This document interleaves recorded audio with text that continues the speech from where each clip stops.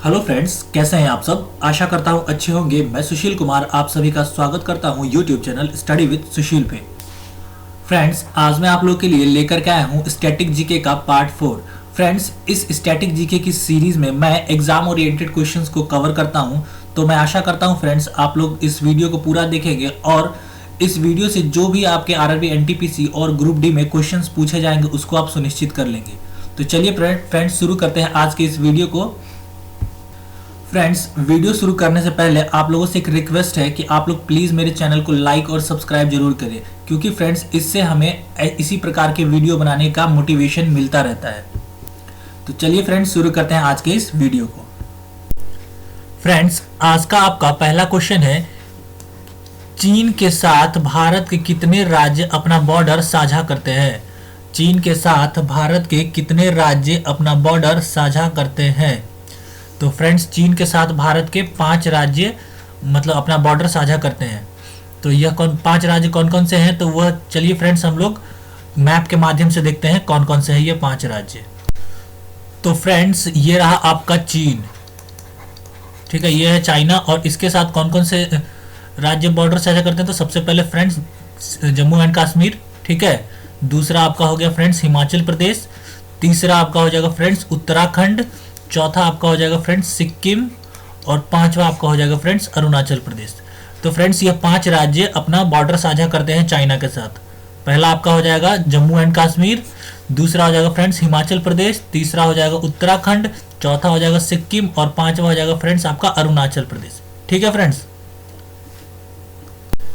Friends, आज का आपका दूसरा क्वेश्चन है, भारत तथा बांग्लादेश के बीच कौन सी रेखा सीमा का निर्धारण करती है। भारत तथा बांग्लादेश के बीच कौन सी रेखा सीमा का निर्धारण करती है, तो यह करती है फ्रेंड रेड क्लिफ रेखा, रेड क्लिफ लाइन, ठीक है। तो रेड क्लिफ लाइन भारत और बांग्लादेश के बीच सीमा का निर्धारण करती है। और फ्रेंड्स मैं आपको बता दूं कि पाकिस्तान के बीच और भारत के बीच भी यही रेखा है जो सीमा का निर्धारण करती है, ठीक है। तो आपको याद रखना है पाकिस्तान और ये बांग्लादेश, ठीक है फ्रेंड्स मैं आपको एक और चीज बता देता हूं कि जो त्रिपुरा से सटा हुआ मतलब बांग्लादेश से जो सटा हुआ राज्य है त्रिपुरा, जो बांग्लादेश से सटा हुआ राज्य है त्रिपुरा, उसके साथ भी फ्रेंड्स जो बांग्लादेश जो बॉर्डर साझा करता है उसको हम लोग क्या बोलते हैं, जीरो लाइन। मतलब उस रेखा को क्या बोलते हैं फ्रेंड, जीरो लाइन, ठीक है। तो ये भी आपको याद रखना है, क्योंकि फ्रेंड्स अगर आपसे एग्जाम में पूछ लिया जाए कि त्रिपुरा तथा बांग्लादेश की सीमा किस नाम से जानी जाती है, तो आप लोग बता दीजिएगा कि जीरो लाइन नाम से जानी जाती है, ठीक है, त्रिपुरा तथा बांग्लादेश की सीमा, ठीक है फ्रेंड्स। चलिए फ्रेंड्स अगले क्वेश्चन पे चलते हैं। फ्रेंड्स आज का आपका तीसरा क्वेश्चन है, पूर्वी घाट की सबसे ऊंची चोटी का क्या नाम है। पूर्वी घाट की सबसे ऊंची चोटी का क्या नाम है। तो फ्रेंड्स पूर्वी घाट की सबसे ऊंची चोटी है महेंद्रगिरी। क्या है, महेंद्रगिरी। फ्रेंड्स महेंद्रगिरी पर्वत की ऊंचाई कितनी है, तो इसकी ऊंचाई है फ्रेंड्स 1501 मीटर, ठीक है, 1501 मीटर इसकी ऊंचाई है। और फ्रेंड्स यह विस्तृत है आपका उड़ीसा से लेके तमिलनाडु तक। कहां तक है फ्रेंड्स, उड़ीसा से तमिलनाडु तक, ठीक है, तमिलनाडु तक इसका विस्तार है। और जो कि यह 1300 किलोमीटर तक यह विस्तृत है, ठीक है। तमिलनाडु, उड़ीसा से तमिलनाडु तक 1300 किलोमीटर तक यह विस्तृत है, ठीक है फ्रेंड्स। फ्रेंड्स आज का आपका चौथा क्वेश्चन है, नागा पर्वत की सर्वोच्च चोटी का क्या नाम है। नागा पर्वत की सर्वोच्च चोटी का क्या नाम है। तो फ्रेंड्स इसकी सर्वोच्च चोटी का नाम है सारामती। क्या नाम है, सारामती। और यह फ्रेंड्स कहाँ पाई जाती है, तो यह नागालैंड में पाई जाती है और म्यांमार, बर्मा में कुछ भाग पाया जाता है। तो नागालैंड और बर्मा के बीच में यह पाया जाता है नागा पर्वत, ठीक है। और फ्रेंड्स आप लोगों से एक क्वेश्चन यह भी पूछा जा सकता है कि नागालैंड, भारत और बर्मा के बीच सीमा का निर्धारण कौन सी पर्वत श्रृंखला करती है, तो यह हो जाएगा फ्रेंड्स नागा पर्वत, ठीक है, नागा पर्वत या फिर नागा हिल्स, ठीक है फ्रेंड्स। और इसकी ऊंचाई कितनी है, तो इसकी ऊंचाई है फ्रेंड्स 3825, कितनी है 3825 मीटर, 3825 मीटर। ठीक है, नागा पर्वत की ऊंचाई है 3825 मीटर। फ्रेंड्स, आज का आपका पांचवा क्वेश्चन है, हल्दिया पोर्ट भारत के किस राज्य में है? हल्दिया पोर्ट भारत के किस राज्य में है? तो फ्रेंड्स, हल्दिया पोर्ट जो है, हल्दिया बंदरगाह जो है फ्रेंड्स, वह है भारत के पश्चिम बंगाल में। ठीक है, और फ्रेंड्स आपको मैं बता दूं कि हल्दिया को वाराणसी से हल्दिया से वाराणसी जो पोर्ट है, बंदरगाह जो पोर्ट है फ्रेंड्स, वह भारत का द्वितीय सबसे बड़ा राष्ट्रीय जल मार्ग है। ठीक है, हल्दिया से जो है आपका वाराणसी तक। ठीक है, और इसकी हल्दिया से जो वाराणसी तक जो राष्ट्रीय जल मार्ग है, उसकी लंबाई क्या है? तो उसकी लंबाई है 1620। ठीक है, और यह कौन कौन से राज्य से होकर जाती है? तो यूपी, बिहार, झारखंड, पश्चिम बंगाल। ठीक है, यूपी, बिहार, झारखंड, पश्चिम बंगाल। और अगर आपसे पूछा जाए कि और यह जो हल्दिया पोर्ट से लेके फ्रेंड्स पश्चिम वाराणसी तक है, उस पोर्ट उस वे का क्या नाम है? राष्ट्रीय जलमार्ग का नाम क्या है फ्रेंड्स? तो उस वे का नाम है NW1, मतलब नेशनल वाटरवे फर्स्ट। ठीक है, और फ्रेंड्स जो सबसे बड़ा वाटरवे है भारत का, मतलब सबसे बड़ा राष्ट्रीय जलमार्ग है, वह है फ्रेंड्स NW4। ठीक है, NW4 मतलब नेशनल वाटरवे 4, जिसकी लंबाई है फ्रेंड्स 2890 किलोमीटर। ठीक है, जिसकी लंबाई है 2890 किलोमीटर। और भारत का दूसरा सबसे लंबा जो है मतलब वाटरवे है, वो है 1620 किलोमीटर का, और यह हल्दिया पोर्ट से वाराणसी पोर्ट को कनेक्ट करता है। ठीक है, और जो फ्रेंड्स पहला राष्ट्रीय जलमार्ग है जो सबसे बड़ा है, वह किसको किसको कनेक्ट करता है? तो यह तमिलनाडु को आंध्र प्रदेश से तेलंगाना से कनेक्ट करता है। ठीक है, ये भी आपको याद रखना है। चलिए फ्रेंड्स, अगले क्वेश्चन पे चलते हैं। फ्रेंड्स, आज का आपका छठा क्वेश्चन है, जवाहरलाल नेहरू पोर्ट किस राज्य में है? जवाहरलाल नेहरू पोर्ट किस राज्य में है, जिसे हम लोग नावा शेवा के नाम से भी जानते हैं? तो यह महाराष्ट्र में है। कहाँ पे है फ्रेंड्स? महाराष्ट्र में जवाहरलाल नेहरू पोर्ट। ठीक है फ्रेंड्स, चलिए फ्रेंड्स, आज का आपका सातवां क्वेश्चन देखते हैं। दक्षिण अंडमान और लघु अंडमान के मध्य कौन सा दर्रा है? दक्षिण अंडमान और लघु अंडमान के बीच कौन सा दर्रा है फ्रेंड्स? तो यह है फ्रेंड्स डंकन दर्रा। कौन सा है? डंकन दर्रा, दक्षिण अंडमान और लघु अंडमान के मध्य। फ्रेंड्स, आज का आपका आठवां क्वेश्चन है, भारत का सबसे ऊंचा दर्रा कौन सा है? मतलब भारत का सबसे ऊंचा पास कौन सा है? पासेस जिसे बोलते हैं दर्रा। ठीक है फ्रेंड्स, तो भारत का सबसे ऊंचा दर्रा है फ्रेंड्स आफीला दर्रा। आफीला दर्रा सबसे ऊंचा दर्रा है, जिसकी लंबाई है मतलब ऊंचाई है 5664 मीटर, सॉरी हाँ 5664 मीटर। ठीक है फ्रेंड्स, यह दर्रा भारत में लद्दाख को चीन के झिंजियांग शहर से जोड़ता है। मतलब लद्दाख के चीन के झिंजियांग शहर से जोड़ता है। ठीक है, झिंजियांग एक क्षेत्र है, मैं लिख देता हूं यहाँ पे, झिंजियांग। लद्दाख को फ्रेंड्स झिंजियांग एक क्षेत्र है चीन में, उसको जोड़ता है। ठीक है, आफीला दर्रा। ठीक है, आफील दर्रा, सॉरी। और फ्रेंड्स यह भारत का सबसे ऊंचा दर्रा है। ठीक है फ्रेंड्स, और फ्रेंड्स इससे पहले मैंने आप लोगों को बताया था कि कारगिल और लेह को कौन सा दर्रा जोड़ता है? कारगिल और लेह को श्रीनगर से कौन सा दर्रा जोड़ता है? तो यह जोड़ता है फ्रेंड्स जोजिला दर्रा। और एक और दर्रा मैंने आप लोगों को इससे पहले वाली मतलब क्लासेस में बताया है स्टैटिक जीके की, कि आप लोगों को जम्मू और को श्रीनगर से जोड़ने वाले दर्रे को क्या नाम है?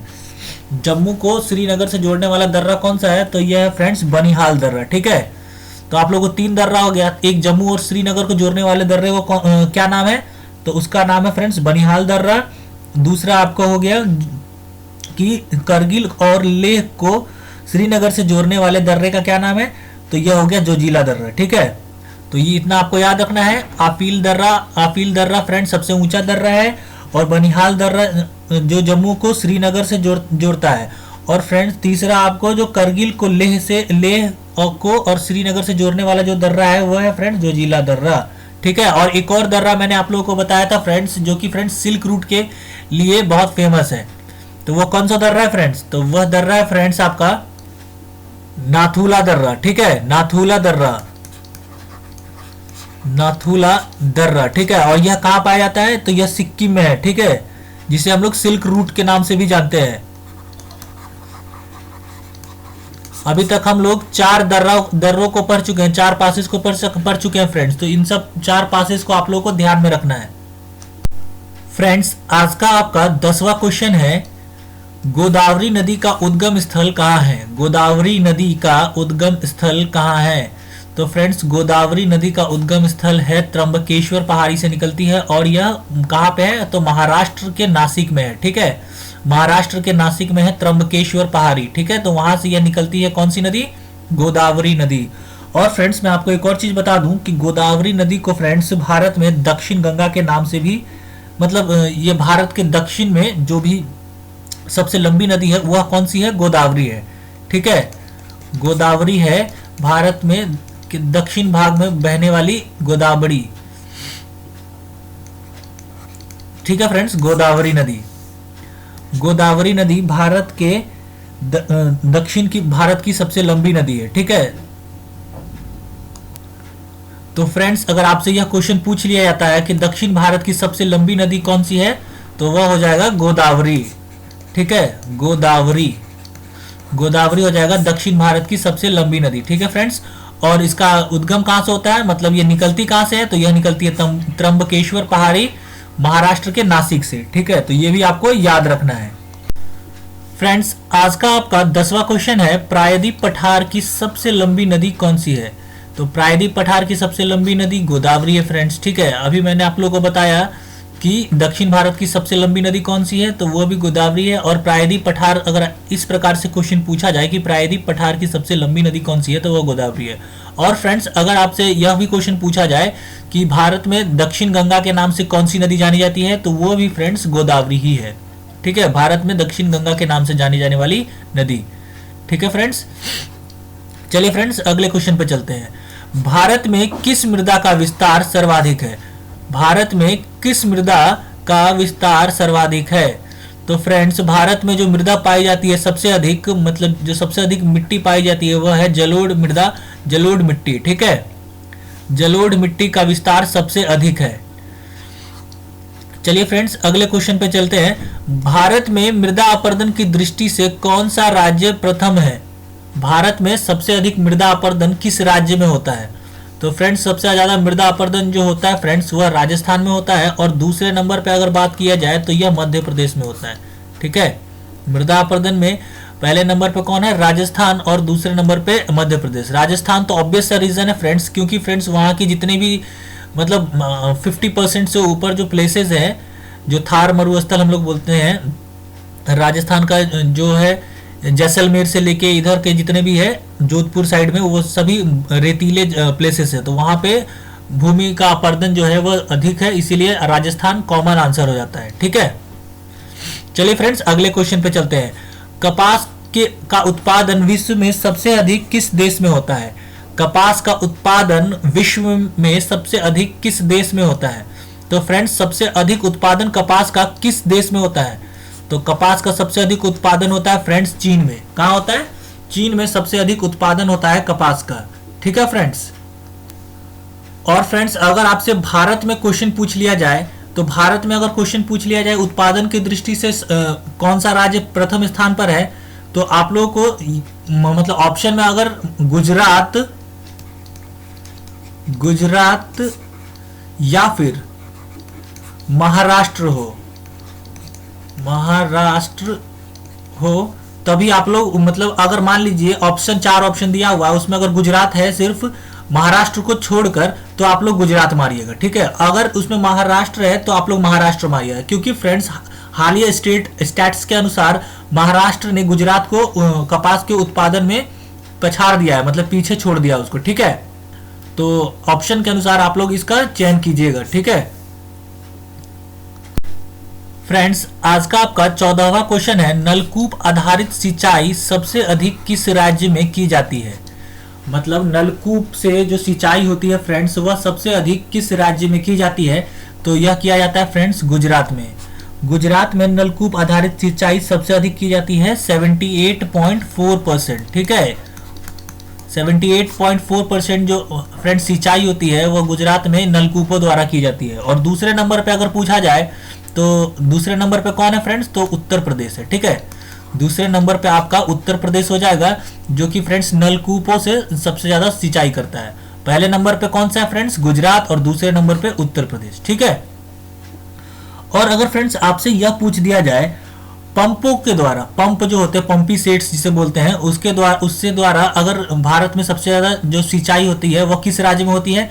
तब आपका उत्तर हो जाएगा उत्तर प्रदेश। ठीक है, तब आपका उत्तर क्या हो जाएगा? उत्तर प्रदेश हो जाएगा। अगर पंप सेट द्वारा जो अगर सबसे ज्यादा सिंचाई किस राज्य में होती है तो उत्तर प्रदेश में होती है। ठीक है, तो याद रखिएगा नलकूप द्वारा गुजरात और पंप सेट द्वारा जो सबसे ज्यादा सर्वाधिक सिंचाई वाला राज्य है वह है उत्तर प्रदेश। ठीक है फ्रेंड्स, अगले क्वेश्चन पर चलते हैं फ्रेंड्स।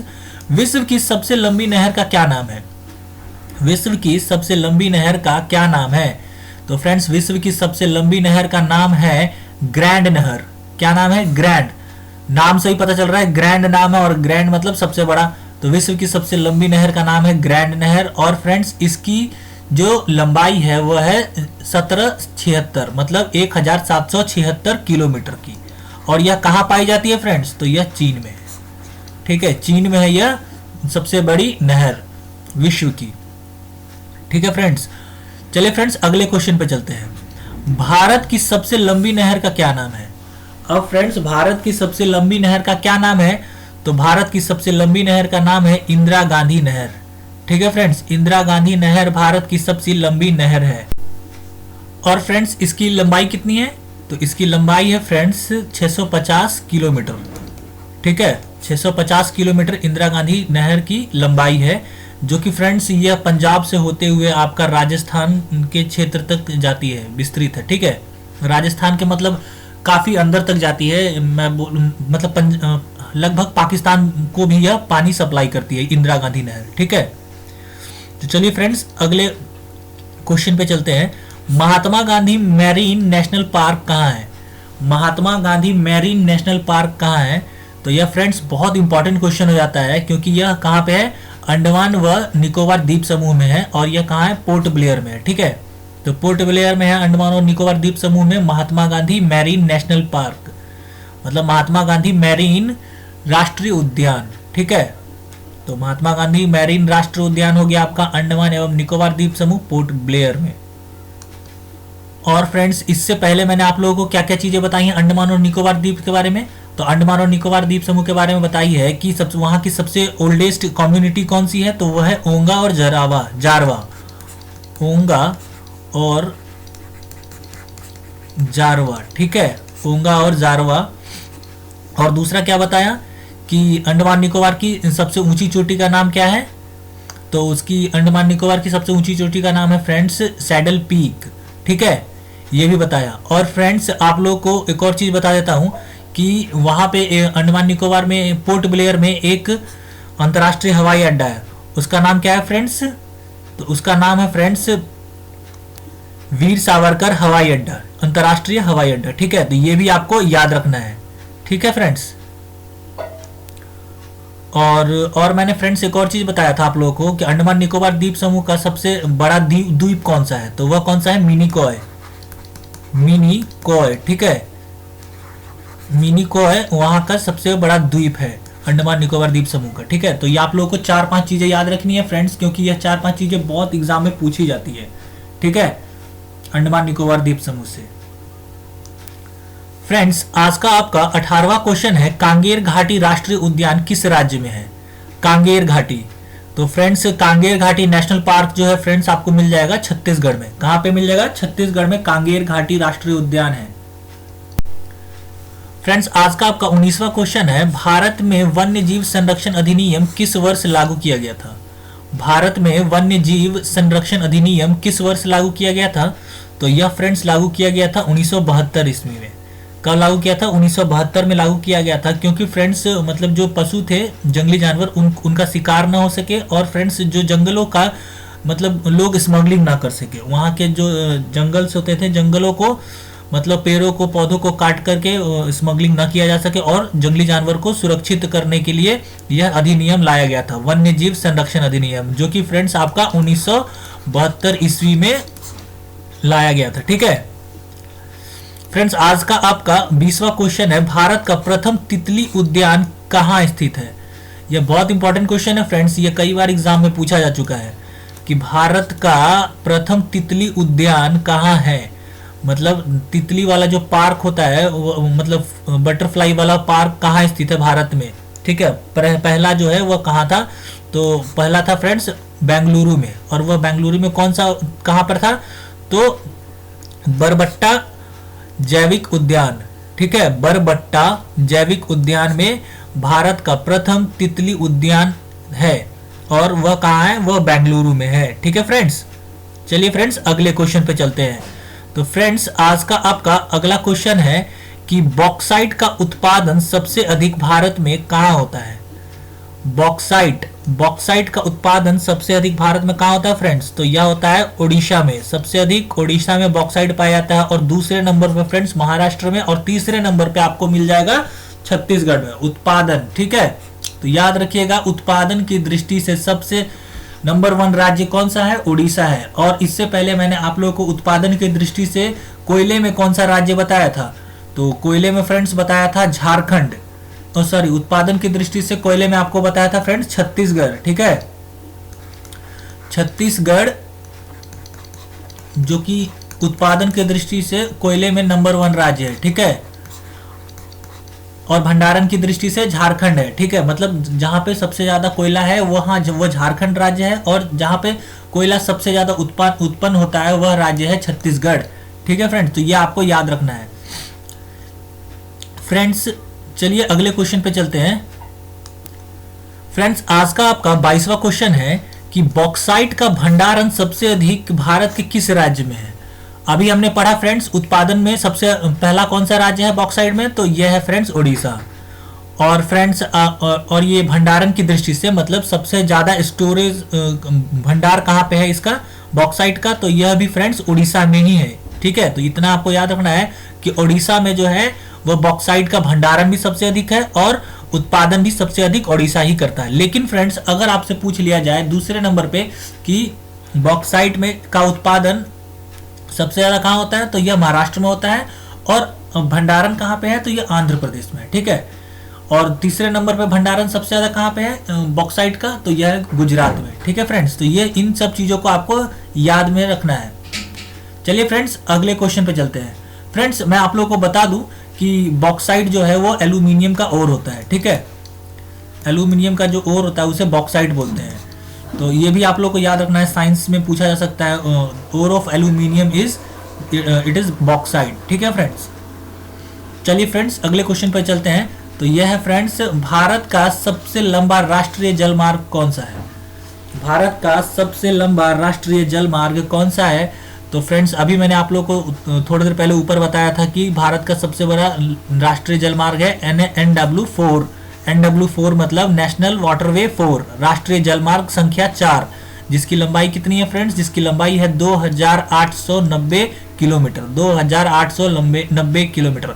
और इससे पहले मैंने आप लोगों को क्या बताया था कि भारत का दूसरा सबसे लंबा राष्ट्रीय जलमार्ग कौन सा है, तो वो है फ्रेंड्स हल्दिया से वाराणसी तक NW1। ठीक है, NW1 है फ्रेंड्स, जो कि जिसकी लंबाई कितनी है 1620 किलोमीटर है। ठीक है, 1620 किलोमीटर है। ठीक है फ्रेंड्स, तो ये भी आप लोगों को ध्यान में रखना है। चलिए फ्रेंड्स अगले क्वेश्चन पे चलते हैं। आज का आपका 24वां क्वेश्चन है, भारत का सबसे लंबा रेल रूट कौन सा है। भारत का सबसे लंबा जो रेल रूट है फ्रेंड्स वह कौन सा है, मतलब रेलवे लाइन जो सबसे बड़ी है भारत में वह कौन सी है, तो यह है फ्रेंड्स आपका जो कन्याकुमारी से लेके डिब्रूगढ़ आसाम तक जाती है। ठीक है, आसाम के डिब्रूगढ़ तक जाती है, और इसकी लंबाई है फ्रेंड्स 4286 किलोमीटर, 4286 किलोमीटर है फ्रेंड्स इसकी लंबाई। ठीक है, तो यह जो सबसे लंबा रेलवे रूट है वह है कन्याकुमारी से डिब्रूगढ़, और डिब्रूगढ़ फ्रेंड्स आसाम में है। ठीक है, आपको याद रखना है आसाम में है डिब्रूगढ़। चलिए फ्रेंड्स अगले क्वेश्चन पे चलते हैं। कैंपेगौड़ा अंतर्राष्ट्रीय हवाई अड्डा कहाँ है? कैंपेगौड़ा अंतर्राष्ट्रीय हवाई अड्डा कहाँ है फ्रेंड्स? तो कैंपेगौड़ा अंतर्राष्ट्रीय हवाई अड्डा है बेंगलुरु में, और इंदिरा गांधी अंतर्राष्ट्रीय हवाई अड्डा है फ्रेंड्स नई दिल्ली में। और फ्रेंड्स आपको बता दूं कि ये लाल बहादुर शास्त्री हवाई अड्डा कहाँ है? तो यह है वाराणसी में। ठीक है, अभी तक मैंने जो जो हवाई अड्डा बताए हैं आप लोगों को वो हवाई अड्डा आपको याद में रखना है, ताकि आपको फ्रेंड्स एग्जाम में कोई परेशानी ना हो अगर यहाँ से क्वेश्चन उठते हैं तो। ठीक है, कैंपेगौड़ा हवाई अड्डा कहाँ है फ्रेंड्स? तो कैंपेगौड़ा हवाई अड्डा है आपका बेंगलुरु में। ठीक है, अंतर्राष्ट्रीय हवाई अड्डा है, याद रखना है कैंपेगौड़ा हवाई अड्डा। ठीक है फ्रेंड्स, चलिए फ्रेंड्स अभी एक और क्वेश्चन आप लोगों का हवाई अड्डा से ही आ रहा है। यह पूछा गया है 26वां क्वेश्चन की वीर सावरकर अंतर्राष्ट्रीय हवाई अड्डा कहाँ है? अभी मैंने ऊपर आप लोगों को बताया कि वीर सावरकर अंतर्राष्ट्रीय हवाई अड्डा है फ्रेंड्स पोर्ट ब्लेयर में। कहाँ है? Port Blair. ठीक है, पोर्ट ब्लेयर में आपका अंतर्राष्ट्रीय हवाई अड्डा वीर सावरकर है। ठीक है फ्रेंड्स आज का आपका 27वां क्वेश्चन है, भारत में गद्दी जनजाति किस राज्य में पाई जाती है? भारत में गद्दी नाम की जो जनजाति है वह किस राज्य में पाई जाती है? तो फ्रेंड्स भारत में गद्दी जनजाति पाई जाती है आपका हिमाचल प्रदेश में। कहाँ पे पाई जाती है? हिमाचल प्रदेश में। ठीक है, और इससे पहले मैंने आप लोगों को क्या बताया था कि गोंड जनजाति जो है, गोंड वह सबसे अधिक है भारत में। ठीक है, तो भारत में अगर सबसे सर्वाधिक जनजातियों के बारे में पूछा जाए कि कौन सी जनजाति पाई जाती है, मतलब सबसे ज्यादा, तो यह हो जाएगी गोंड। और दूसरा मैंने एक और चीज क्या बताया था आप लोगों को जनजाति से कि भोटिया जनजाति जो है, भोटिया जनजाति जो है यह कहाँ पाई जाती है? तो यह उत्तराखंड में पाई जाती है। ठीक है, उत्तराखंड में पाई जाती है भोटिया जनजाति। और फ्रेंड्स आपको गारो खासी भी बताया था, जो कि गारो खासी जाति है, वो जनजाति है, वो कहाँ पाई जाती है? तो गारो खासी जनजाति पाई जाती है फ्रेंड्स आपका मेघालय में। ठीक है, मेघालय। और इन्हीं के नाम पे फ्रेंड्स वहाँ के दो पहाड़ भी है, मतलब हिल्स पाए जाते हैं, गारो खासी जयंतिया हिल्स। ठीक है, गारो खासी और जयंतिया। ठीक है, चलिए फ्रेंड्स अगले क्वेश्चन पे चलते हैं। अगला क्वेश्चन है फ्रेंड्स, वर्ष 2011 की जनगणना के अनुसार भारत में सबसे कम आबादी वाला राज्य कौन सा है? वर्ष 2011 की जनगणना के अनुसार भारत में सबसे कम आबादी वाला राज्य कौन सा है? तो यह है फ्रेंड्स आपका सिक्किम। सिक्किम में सबसे कम आबादी है। ठीक है, वर्ष 2011 की जनगणना के अनुसार। चलिए फ्रेंड्स अगले क्वेश्चन पे चलते हैं। आज का आपका अगला क्वेश्चन है, निजाम सागर बांध भारत के किस राज्य में है? निजाम सागर बांध भारत के किस राज्य में है?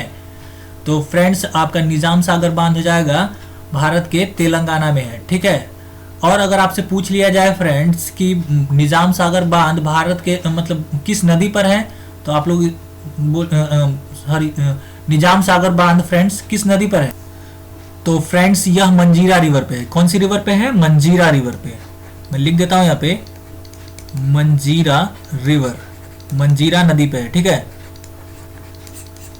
तो ये भी आपको याद रखना है कि निजाम सागर बांध किस नदी पे है? तो मंजीरा रिवर पे है, और यह तेलंगाना में है। ठीक है, आज का आपका 30वां क्वेश्चन है, गोविंद वल्लभ सागर बांध किस नदी पर है? गोविंद वल्लभ सागर बांध किस नदी पे है? तो यह रिहंद रिवर पे। याद रखिएगा फ्रेंड्स, रिहंद रिवर पे। और यह रिहंद रिवर कहाँ पे है? तो यह उत्तर प्रदेश में है। ठीक है, उत्तर प्रदेश में पाई जाती है गोविंद वल्लभ सागर बांध, और यह एकमात्र बांध है फ्रेंड्स, इसलिए यह बहुत इंपॉर्टेंट हो जाता है कि उत्तर प्रदेश का एकमात्र बांध कौन सा है? गोविंद वल्लभ सागर बांध, जो कि फ्रेंड्स रिहंद नदी पर है, और यह उत्तर प्रदेश में है। ठीक है, चलिए फ्रेंड्स आज का आपका 31वां क्वेश्चन देख लेते हैं। 31वां क्वेश्चन है, किस ग्रह के पास अधिक संख्या में उपग्रह है? मतलब सबसे ज्यादा जो उपग्रह है वह किस ग्रह के पास है? तो यह है फ्रेंड्स बृहस्पति के पास। ठीक है, बृहस्पति ग्रह के पास है, और इसको हम लोग जुपिटर भी बोलते हैं। तो ठीक है, तो आपको याद रखना है कि सबसे ज्यादा जो उपग्रह है वह किस प्लैनेट के पास है? तो यह है फ्रेंड्स आपका बृहस्पति, जुपिटर के पास। चलिए फ्रेंड्स अगले क्वेश्चन पे चलते हैं। आज का आपका 32वां क्वेश्चन है, कालाहारी मरुस्थल कहाँ पाया जाता है? कालाहारी मरुस्थल कहाँ पाया जाता है? तो यह फ्रेंड्स पाया जाता है साउथ अफ्रीका के बोत्सवाना और नामीबिया में। ठीक है, तो यह कालाहारी मरुस्थल कहाँ पाया जाता है? साउथ अफ्रीका के बोत्सवाना और नामीबिया में। और फ्रेंड्स मैं आपको बता दूं कि यहाँ पे जो कालाहारी मरुस्थल है, यहाँ पे फ्रेंड्स एक जनजाति भी पाई जाती है जिसका नाम है बुशमैन। क्या नाम है फ्रेंड्स? बुशमैन। ठीक है, मैं लिख देता हूं यहाँ पे, बुशमैन जनजाति पाई जाती है। यह काफी बार एग्जाम में पूछा गया है कि बुशमैन जनजाति कहाँ पाई जाती है। तो बुशमैन जनजाति फ्रेंड्स मतलब कालाहारी मरुस्थल में पाई जाती है और यह बोत्सवाना और नामीबिया में पाई जाती है। ठीक है, और इससे पहले फ्रेंड्स मैंने आप लोगों को और भी 2-3 मरुस्थल के बारे में बताया है, तो वह सब आप लोग कमेंट में करके बताइएगा कि मैंने कौन कौन सा बताया है, जो कि आपको मैंने पार्ट 3, पार्ट 2 और पार्ट 1 के माध्यम से बताया है। चलिए मैं आप लोगों के लिए एक बता देता हूं कि मैंने इससे पहले आप लोगों को एक बताया था ग्रेट विक्टोरिया मरुस्थल कहाँ है, तो वह ऑस्ट्रेलिया में है, और बाकी 2 जो है वो आपको कमेंट करके बताना है। ठीक है फ्रेंड्स, वेल्ड्स घास के मैदान कहाँ पाए जाते हैं? वेल्ड्स घास के मैदान कहाँ पाए जाते हैं? तो यह पाए जाते हैं फ्रेंड्स साउथ अफ्रीका में। ठीक है, वेल्ड्स जो घास के मैदान है यह कहाँ पाए जाते हैं? तो यह साउथ अफ्रीका में पाए जाते हैं। और मैंने आप लोगों से पूछा था पिछले मतलब सीरीज में कि DAWNS डॉन्स घास के मैदान कहाँ पाए जाते हैं? तो यह पाए जाते हैं फ्रेंड्स आपके ऑस्ट्रेलिया में। ठीक है, ऑस्ट्रेलिया में पाए जाते हैं। ठीक है फ्रेंड्स, चलिए फ्रेंड्स अगले क्वेश्चन पे चलते हैं। विश्व का सबसे ऊंचा जलप्रपात कौन सा है? विश्व का सबसे ऊंचा जलप्रपात कौन सा है? मतलब जो झरना होता है ना फ्रेंड्स, उसे जलप्रपात बोलते हैं, वह कौन सा है? तो यह है फ्रेंड्स एंजिल जलप्रपात। कौन सा है? एंजिल जलप्रपात विश्व का सबसे ऊंचा जलप्रपात है। और फ्रेंड्स इसकी ऊंचाई आपको पूछा जाए तो आप बता सकते हैं कि 979 मीटर। आसान है याद करने लायक, क्योंकि फ्रेंड्स 979 बहुत छोटा ही नंबर है, और आप लोग को याद होगा कि 1 से लेकर 9 तक ही हम लोग मतलब अगर बोला जाए तो सबसे ज़्यादा नंबर संख्या कितना है? 1 से लेकर 9 तक। उसके बाद तो 0 लगता है, फिर उसके बाद 10, 11, 12 होता जाता है।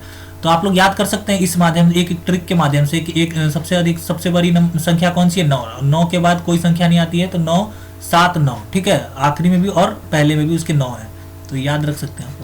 वैसे याद हो जाएगा आप लोगों को 979। ठीक है भारत। चलिए फ्रेंड्स अगले क्वेश्चन पे चलते हैं। विश्व की सबसे बड़ी झील का क्या नाम है? विश्व की सबसे बड़ी झील का नाम है फ्रेंड्स कैस्पियन सागर। ठीक है, विश्व की सबसे बड़ी झील का नाम है कैस्पियन सागर। ठीक है फ्रेंड्स आज का आपका 36वां क्वेश्चन है, एशिया तथा उत्तरी अमेरिका किस जल संधि द्वारा अलग होते हैं? मतलब कहने का मतलब ये हो गया कि एशिया और फ्रेंड्स नॉर्थ अमेरिका जो है वह कौन सी वाटर स्ट्रेट है, मतलब जल संधि है, जिसके द्वारा अलग होते हैं? तो यह है फ्रेंड्स बेरिंग जल मरु मध्य, मतलब बेरिंग स्ट्रेट्स के द्वारा। ठीक है, बेरिंग स्ट्रेट्स के द्वारा एशिया तथा नॉर्थ अमेरिका को फ्रेंड्स अलग किया जाता है, अलग करती है। जो मतलब स्ट्रेट है, जो जल संधि है, वह है बेरिंग स्ट्रेट। ठीक है, बेरिंग स्ट्रेट एशिया तथा उत्तरी अमेरिका को अलग करती है। फ्रेंड्स आज का आपका 37वां क्वेश्चन है, मुखौटा नृत्य का संबंध किस नृत्य शैली से है? मुखौटा नृत्य का संबंध किस नृत्य शैली से है? तो फ्रेंड्स मुखौटा जो नृत्य है वह कथकली से संबंधित है। ठीक है, कथकली से संबंधित है, तो यह आपको याद रखना है। फ्रेंड्स राउफ लोक नृत्य किस राज्य से संबंधित है? राउफ लोक नृत्य कहाँ की नृत्य है फ्रेंड्स? तो यह है फ्रेंड्स जम्मू व कश्मीर की। ठीक है, जम्मू कश्मीर की नृत्य है राउफ लोक नृत्य। ठीक है फ्रेंड्स आज का आपका 39वां क्वेश्चन है, गजलों का जनक किसे कहा जाता है? जो गजल गाते थे ना फ्रेंड्स, उसमें गजल जो गाने वाले में उनका जनक किसे कहा जाता था? मतलब जो गजलों को मतलब कौन सबसे पहले शुरुआत किया, या फिर इस टाइप में, तो गजलों का जनक कहा जाता था फ्रेंड्स अमीर खुसरो को। ठीक है, अमीर खुसरो को गजलों का जनक कहा जाता था। ठीक है फ्रेंड्स आज का फ्रेंड्स आपका आखिरी क्वेश्चन है, कथक नृत्य के सुप्रसिद्ध कलाकार कौन थे? यहाँ पे याद रखिएगा फ्रेंड्स, ये देखिए, ये कथक अलग है और ये कथकली है, तो यहाँ पे कंफ्यूजन आपको नहीं होना चाहिए। ठीक है, मैं आपको पहले बता देता हूँ कि यह कथक नृत्य है और यह मतलब एक शैली है कथकली। तो यह क्या है? कथक नृत्य के सुविख्यात कलाकार कौन थे? तो कथक नृत्य के सुविख्यात कलाकार थे बिरजू महाराज। और यह कथक नृत्य कहाँ पे फेमस है फ्रेंड्स? तो यह उत्तर प्रदेश में फेमस है। ठीक है, उत्तर प्रदेश में फेमस है, और यह नॉर्थ इंडिया का डांस है। तो ये भी आपको याद रखना है कि उत्तर भारत का नृत्य है कथक नृत्य, और उसके सुप्रसिद्ध मतलब जो कलाकार कौन थे, सुविख्यात कलाकार कौन थे, तो वह थे बिरजू महाराज जी। ठीक है, बिरजू महाराज जी सुविख्यात कलाकार थे। तो चलिए फ्रेंड्स, आज के लिए बस इतना ही, फिर मिलते हैं अगले मतलब स्टैटिक जीके की सीरीज के साथ। और फ्रेंड्स, आप लोग को मेरे इस वीडियो का पीडीएफ मिल जाएगा मेरे टेलीग्राम चैनल को ज्वाइन करके, जिसका लिंक फ्रेंड्स मैंने अपने यूट्यूब चैनल के डिस्क्रिप्शन बॉक्स में दे दिया है। तो चलिए फ्रेंड्स, मिलते हैं अगले स्टैटिक जीके की सीरीज के साथ। तब तक के लिए फ्रेंड्स आप मेरे चैनल को सब्सक्राइब कर ले और फ्रेंड्स नोटिफिकेशन की घंटी भी दबा दें। तो चलिए फ्रेंड्स, मिलते हैं अगले स्टैटिक जीके की सीरीज के साथ। तब तक के लिए जय हिंद, जय भारत।